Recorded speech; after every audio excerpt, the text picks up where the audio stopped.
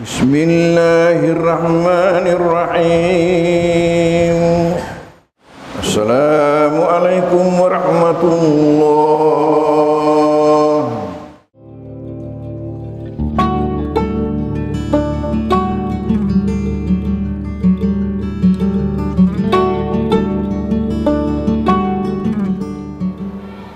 Salat yang mana yang menjadi kunci?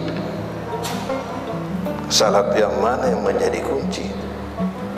Kunci keselamatan, kunci keberuntungan, dan kunci kebahagiaan manusia dalam hidupnya dunia akhirat. Salat yang menjadi kunci itu dua syaratnya.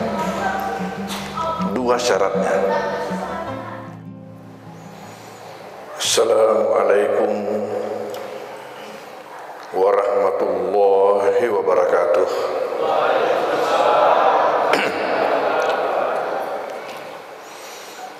Bismillahirrahmanirrahim. Alhamdulillahilladzi asra bi'abdihi lailan minal masjidil haram ilal masjidil aqsa.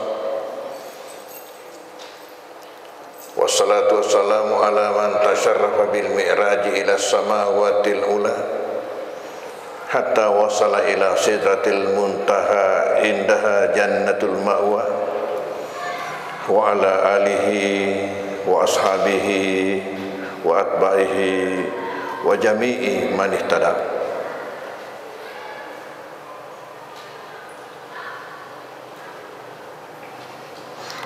Hadirin hadirat Majelis peringatan Isra Mi'raj rahimakumullah.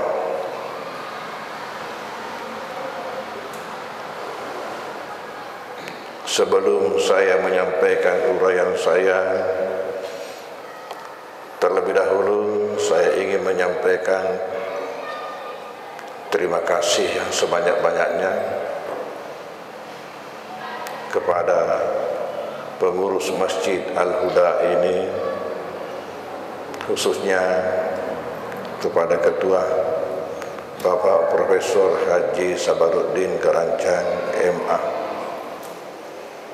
yang berkenan untuk mengundang saya ke masjid ini, menyaksikan masjid ini secara langsung bersama dengan jamaahnya. Hadirin hadirat, kita semua tahu peristiwa Isra Mi'raj adalah suatu peristiwa spektakuler, peristiwa yang sangat luar biasa, yang kalau hanya semata-mata pikiran atau akal manusia yang mau dipakai untuk menjangkau peristiwa ini tidak bisa. Harus dengan pendekatan iman. Bagaimana? Kita punya iman mengatakan mau kemana saja kalau Tuhan mau, kalau Tuhan punya kehendak mau kemana saja dibawa. Tidak ada masalah. Beda kalau kita. Dan itu dikatakan Al-Quran. Dan di dalam ayat Al-Quran yang dibaca oleh qari kita itu memang sudah ditandai dengan permulaan kata. Ketika mengatakan subhana, itu sudah tanda bahwa yang terjadi itu adalah sesuatu yang sangat luar biasa. Sesuatu yang sangat luar biasa. Sama saja kalau kita melihat sesuatu itu luar biasa, kita mengatakan subhanallah.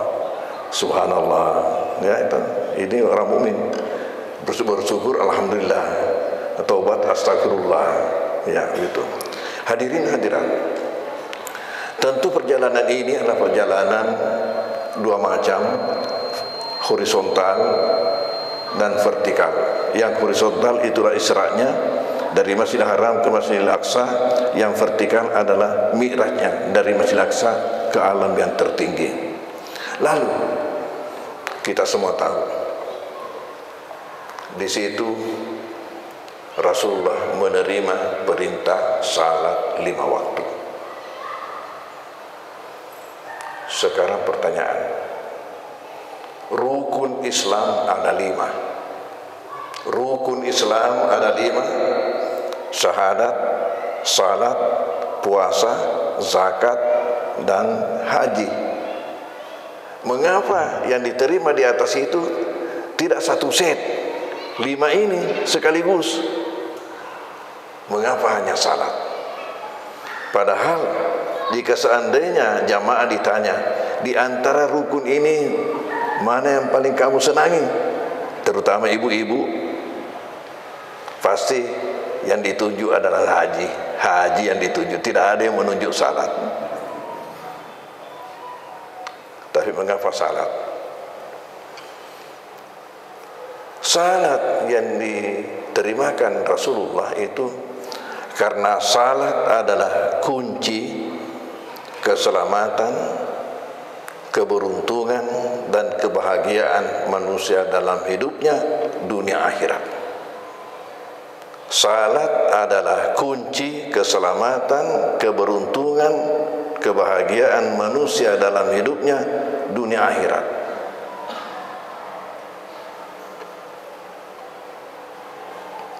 Sisa yang menjadi masalah, sering kita masih menemukan orang rajin salat tetapi tetap miskin. Di mana itu? Magir pale Cinai nasogi nade mana sempajang.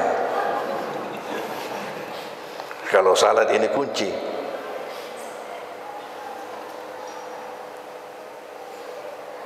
Kita harus tahu salat yang mana yang menjadi kunci. Salat yang mana yang menjadi kunci? Kunci keselamatan, kunci keberuntungan, dan kunci kebahagiaan manusia dalam hidupnya dunia akhirat. Salat yang menjadi kunci itu dua syaratnya. Yang pertama ialah apabila kita lakukan sesuai dengan ketentuan-ketentuannya sebagai ibadah. Apabila kita lakukan sesuai dengan ketentuan-ketentuannya. Ada ketentuan waktunya, berapa kali dalam sehari. Ada ketentuan bagaimana sahnya, syarat-syaratnya. Ada ketentuan-ketentuannya sebagai ibadah. Yang kedua, baru menjadi kunci apabila kita aplikasikan nilai-nilai yang terkandung di dalamnya, di dalam kehidupan sehari-hari, di dalam menghadapi tugas dan pekerjaan kita, dan di dalam pergaulan kita di tengah-tengah masyarakat. Ini syarat yang kedua. Barulah salat itu menjadi kunci. Itulah tadi dipertanyakan. Hadirin hadirat. Nah, ketika berbicara tentang ini, maka kita harus ingat, salat adalah satu paket dengan wudu. Salat adalah satu paket dengan wudu. Kenapa? Karena la salata liman la wudu alahu, tidak ada salat bagi orang yang tidak punya wudu. Dan kapan wudu batal, salat juga sekaligus tidak sah. Maka dalam hal ini ada pesanan orang tua kita. Ada pesanan orang tua kita, tentunya dalam bahasa aslinya, dalam bahasa Perancis, mengatakan apa? Nareko elok ko salama lino akhirah pasi tapi jenne telukai sempajat tepetue. Kalau kamu mau selamat dunia akhirat, maka harus bersama-sama kamu miliki, kamu amalkan wudu yang tidak mengenal batal dan salat yang tidak pernah terputus.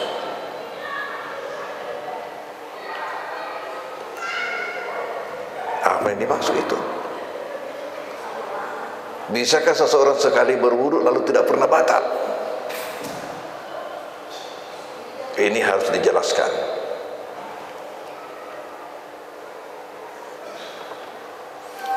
Yang dimaksud dengan wudu yang tidak pernah batal itu ada dua maknanya.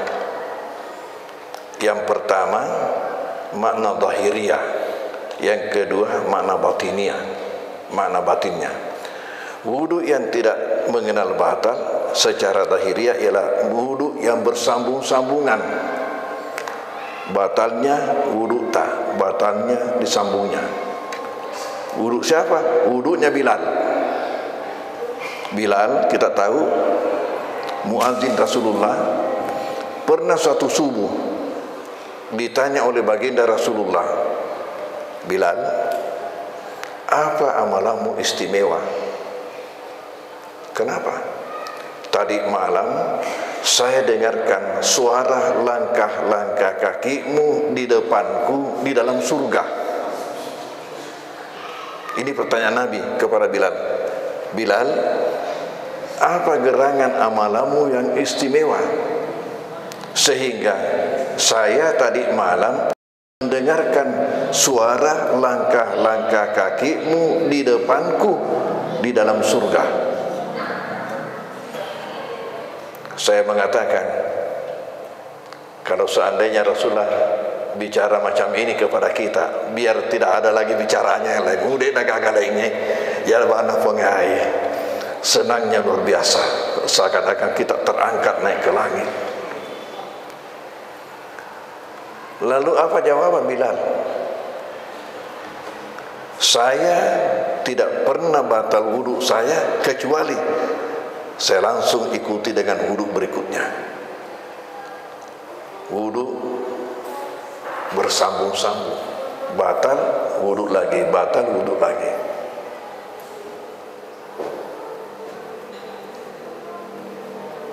Kenapa? Karena tidak mungkin hanya satu wudu dipakai selama hidup. Saya kasih contoh. Kalau saya mengatakan di antara tiang yang sebelah utara dan tiang yang sebelah selatan ini ada dibentangkan tali yang tidak putus yang menghubungkan dua tiang, maka itu dua artinya bisa saja hanya selembar tali, tetapi bisa juga dua atau tiga tali pendek dikasih sambung-sambung tetap menghubungkan antara dua tiang.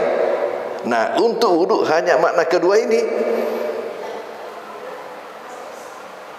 wudu yang bersambung-sambungan, itu makna zahiriyahnya, jenne terluka. Sementara makna batiniahnya inilah masuk dalam bahasan kita. Ketika kita berwudu, tangan dicuci, itu wudu itu berpesan, wahai hamba yang berwudu, tahulah kamu makna kamu cuci tanganmu. Jagalah selalu kesucian tangan. Janganlah engkau nodai dengan menggunakannya untuk memegang yang bukan haknya, dan janganlah engkau kotori dengan menggunakannya untuk menyakiti saudaramu, mendalimi saudaramu. Ini jadikan sebagai pegangan seumur hidup. Makanya dikatakan tidak batal. Jadi kapan seseorang melakukan ini, menjaga betul itu, maka dia memakai itu wudu yang tidak batal seumur hidup. Karena seumur hidupnya dia pakai itu, tidak akan dipakai tangannya untuk memegang yang bukan haknya, sebagaimana tidak akan dipergunakan tangannya untuk mendalimi, untuk menyakiti saudaranya. Masuk berkumur-kumur. Nilai di sini apa?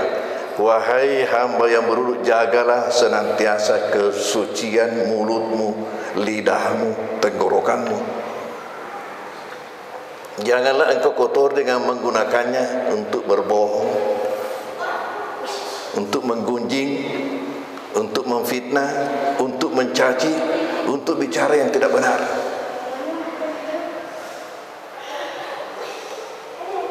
Siapkah kita untuk memakai ini?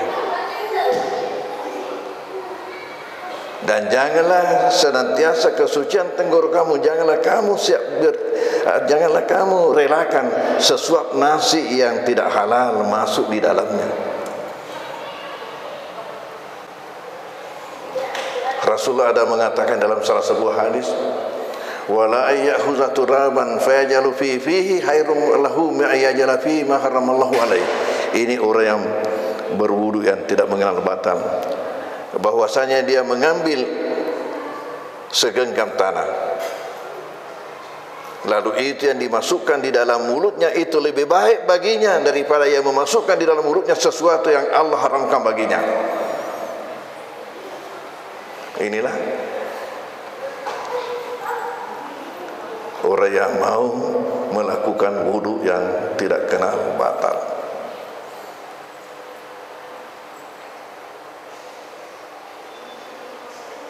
Jadi baru saja makna nilai daripada mencuci tangan dengan mulut sudah tidak ada lagi korupsi.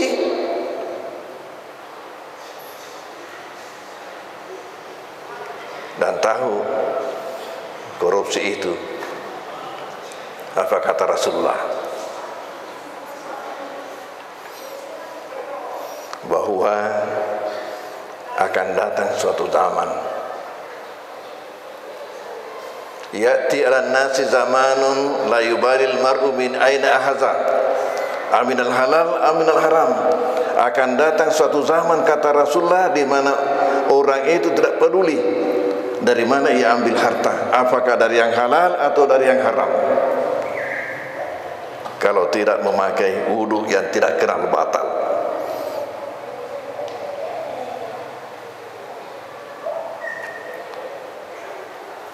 Sementara tentang korupsi sendiri Rasulullah mengatakan apa? Man ista'malnahu minkum ala amalin fakatamana mikhyatan fama fawqahu kana gulula ya'ti bihi yaumal qiyamah. Barang siapa yang kami tugasi dalam suatu pekerjaan, lalu di dalam tugasnya itu ia ambil kesempatan menyembunyikan sebatang jarum atau lebih. Dalam tugasnya itu ia mengambil kesempatan menyembunyikan sebatang jarum atau lebih, karena gululan ya'ti bihi yaumil qiyamah, itu adalah tindakan korupsi yang ia harus bertanggungjawabkan nanti di hari kemudian. Kira-kira berapa banyak jarum itu kalau 1 miliar?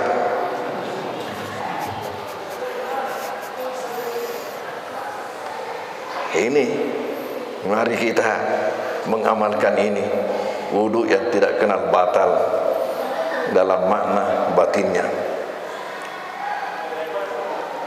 Mengamalkan wudu dan tidak kenal batal dalam makna lahirnya saja itu sudah menyebabkan bila ditanya Rasulullah, apa amalanmu istimewa? Ternyata itu kan jawaban Bilal. Jawaban yang kedua, Bilal mengatakan tidak pernah saya azan kecuali saya salat sesudah azan itu. Jadi ini saja sudah bisa membantah orang yang tidak mau salat sunat sebelum maghrib.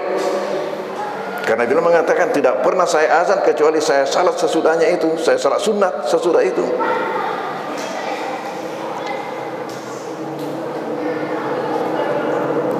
Demikianlah seterusnya ketika kita mencuci muka, yaitu lagi urusan.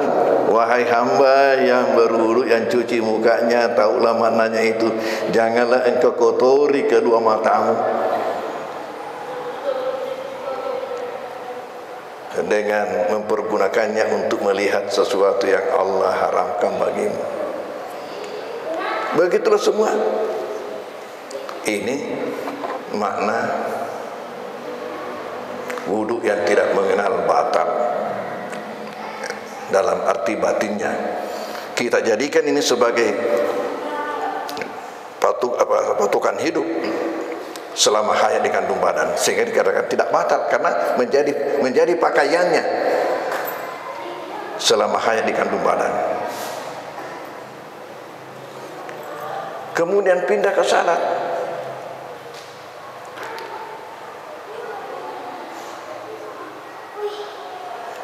Di mana Allah mengatakan aqimis salata inna salata tanha 'anil fahsya'i wal munkar wa la dzikrullahi akbar wallahu ya'lamu ma tasna'un. Al-Ankabut ayat 45. Tegakkanlah salat.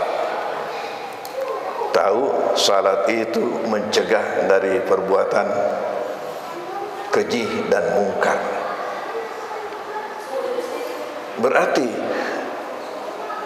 belum cukup salat seseorang itu kalau hanya sampai assalamualaikum lalu berdoa, lalu sesudahnya itu macam-macam yang dilakukan. Karena Al-Quran mengatakan salat yang sebenarnya itu harus mampu mencegah. Dan sebaliknya memotivasi kita untuk melakukan hal-hal yang positif.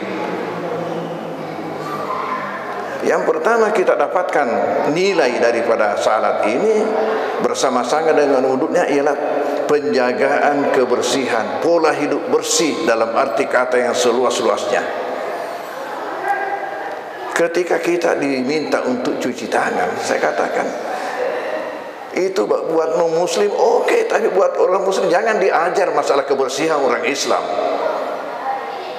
Selain mandi tiap hari, wudunya saja sekurang-kurangnya 5 kali setiap hari.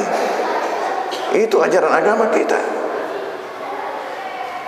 Jadi kalau kita amalkan ini kemudian kita hayati dan kita terapkan nilai-nilainya dalam kehidupan, Masya Allah, ya sebagaimana dikatakan oleh Bapak Ketua tadi, muslim sejati kita. Kenapa? Karena salat itu mendidik semua hal-hal yang bersifat positif. Salah satu indikasi negara maju ialah menghargai waktu. Menghargai waktu. Dan ini salat mengajar kita untuk itu. Inna salata kanat lil mu'minina kitaban mawquta.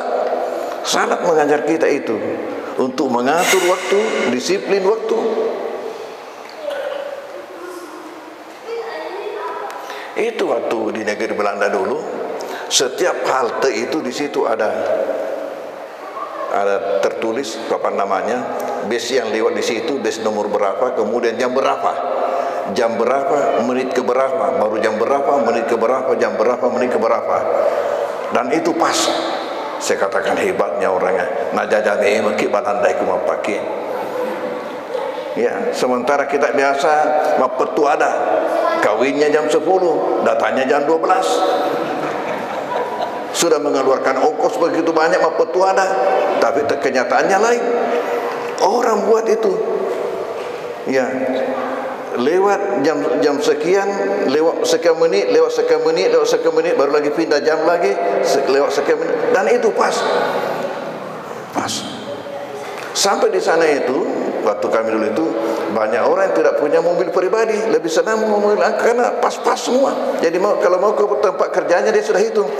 Kalau saya mau tiba di kantor saya jam sekian, saya berangkat lewat bus nomor sekian, persis tiba sebelum itu. Pas. Sampai Syekh Muhammad dulu mengatakan, kalau mau melihat umat Islam, datanglah ke negara-negara Islam. Tapi kalau mau melihat ajaran Islam, datanglah ke Eropa. Itu prakteknya. Menghargai waktu, masalah kebersihan. Ya, itu betul-betul. Walaupun kebersihannya itu terbatas. Sementara masalah kebersihan tadi ini, saya katakan jangan ajar orang Islam tentang kebersihan. Sisa masalahnya itu prakteknya kita. Saya pernah kerja di pabrik mentega Blue Band di Rotterdam. Ternyata Blue Band yang ada di Indonesia itu induknya di sana. Waktu dijajah kita oleh Belanda, tidak ada mentega di sini, mereka buat di sini pabrik mentega. Itulah yang kita warisi. Di sana pusatnya di Rotterdam. Ya, pernah kerja di sana di pabrik itu. Kamu betul-betul begitu menghargai waktu, luar biasa. Tidak ada namanya merokok sambil bekerja, tidak ada. Itu keistimewaan orang Indonesia itu. Keistimewaan orang Indonesia itu merokok sambil bekerja. Kalau orang sana itu tidak ada, kau kerja betul. Ya, nanti ada waktunya istirahat. Dan begitu masalah kebersihan sampai di WC pabrik itu bisa orang tidur. Sebegitu bersihnya, tidak ada sama sekali bau. Saya katakan bisa orang tidur karena putranya ande guru tambok dale Dr. Ali Rusdi waktu masih di sana pernah tidur di dalam WC. Kenapa? Karena dia tugas pagi, sementara habis bergadang malamnya. Jadi pergi ke tempat kerja masih ngantuk. Setelah waktu istirahat, memanfaatkan waktu ketika istirahat setengah jam, memanfaatkan waktu masuk di WC untuk tidur di dalam WC. Tetapi ya sayangnya karena dia lupa kunci, lupa dikunci. Sementara ada tandanya. Kalau kosong itu biru tandanya di luar, kalau merah berarti terkunci, ada orang di dalam. Ini tidak dikunci, jadi tetap biru. Kemudian ada orang Belanda yang lagi cerita, tiba-tiba itu kan dibuka. Itu kan dibuka. Begitu melihat ada orang di dalamnya, melompat keluar, terhopper domnya. Menghardik dia. Ketika melihat kan. Tapi di sisi lain untuk menunjukkan bersihnya. Saya maaf ya, kita ini orang Muslim masih tetap prihatin, masih banyak tempat WC kita di masjid yang masih bau, masih banyak. Malah terkadang saya diminta jadi imam, sementara sajadah imam itu mungkin sudah 1 tahun tidak pernah dicuci.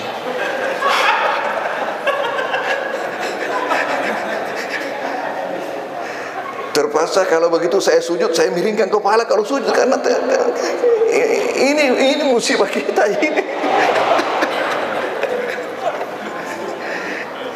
Ini masalah waktu, masalah kebersihan, padahal luar biasa. Tidak ada suatu agama yang mengurus kebersihan. Coba semua kitab fikih, bab pertamanya itu membicarakan kebersihan, bab taharah. Semua kita fikih kecil, fikih besar. Tapi ini yang jadi masalah yang kita bicarakan ini, yang jadi tema daripada merah kita. Itu ada semua di dalam salat. Ada semua dalam salat. Ya Allah. Ya. Kemudian mengenai etos kerja. Itu juga. Ketika dalam salat, walladzina hum fi salatihim khashi'un, itu adalah nilai agar supaya kita di dalam menghadapi pekerjaan kita harus punya etos kerja.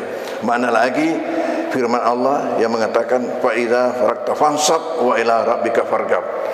Artinya apa? Kalau kamu selesai dalam suatu pekerjaan, kamu harus pindah lagi mengurus pekerjaan yang lain.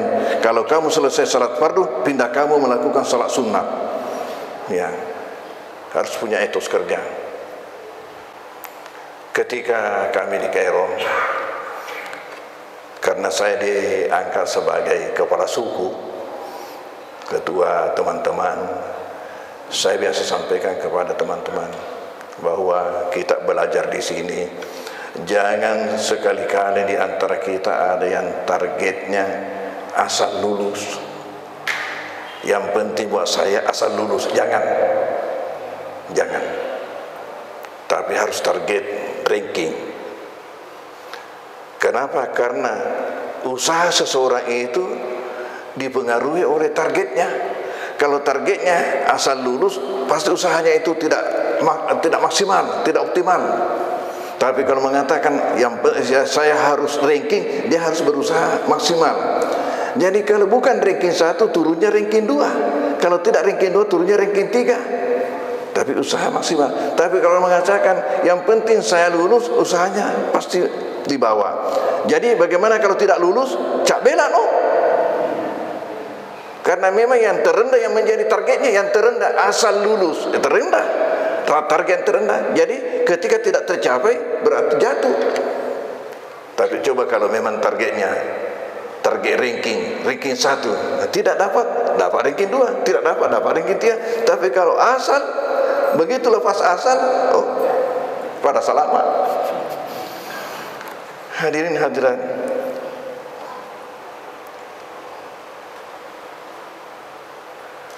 banyak sekali nilai-nilai yang terdapat di dalam salat itu. Kesimpulannya bahwa segala hal-hal yang menuntun kita untuk berbuat baik dalam hidup ini dan mencegah kita untuk berbuat yang tidak baik, itu semua ada di dalam salat. Saya pernah dengar, katanya pernah ditanya isi lembaga, ada di situ rajin salat. Ditanya, kamu ini rajin salat, apakah nanti setelah masuk dalam lembaga atau memang sudah rajin salat sebelumnya? Katanya, ya saya sudah lama salat. Apa yang membuat kamu masuk di penjara? Mencuri. Kenapa kamu mencuri padahal kamu salat? Saya salat karena saya muslim, tapi saya mencuri karena itu profesi saya.